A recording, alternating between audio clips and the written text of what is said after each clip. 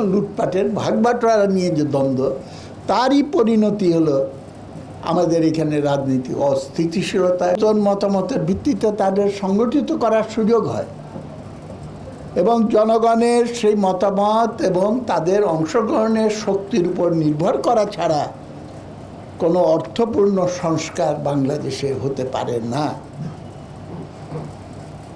ওর জন্য সংস্কারের নামে যেটা করা হচ্ছে বা করা হবে, আমরা আগেই বলেছিলাম, সেইটা হবে হলো কসমেটিক, উপর ভাষা। বৈষম্যের বিরুদ্ধে গণ অভ্যুত্থান। বৈষম্য বলতে কি বোঝায়?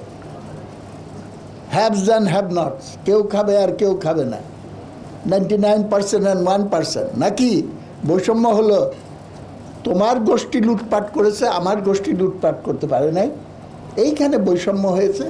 এখন সমান সমান আমিও আমার গোষ্ঠীকেও সমান সমান লুটপাট করতে দিতে হবে।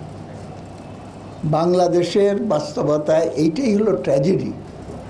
আসল যে বিরোধ, হ্যাভস অ্যান্ড হ্যাভ নটস, এই বিরোধটাকে আমাদের সামনে যাতে না আসে, সেই জন্য কৃত্রিমভাবে শাসক গোষ্ঠীর ভেতরেই দুইটা অংশের ভেতরে দ্বন্দ্ব লাগিয়ে রাখা হয়েছে এবং লুটপাটের ভাগবাটোয়ারা নিয়ে যে দ্বন্দ্ব, তারই পরিণতি হলো আমাদের এখানে রাজনীতি অস্থিতিশীলতা, গণতন্ত্রহীনতা, এমনকি ফ্যাসিস্ট শাসনের যে সাম্প্রতিক ঘটনাগুলি আমরা দেখেছি, সেইটা প্রকাশ আমরা দেখেছি। দেশে দেশে সবার সাথে দ্য নিউজ।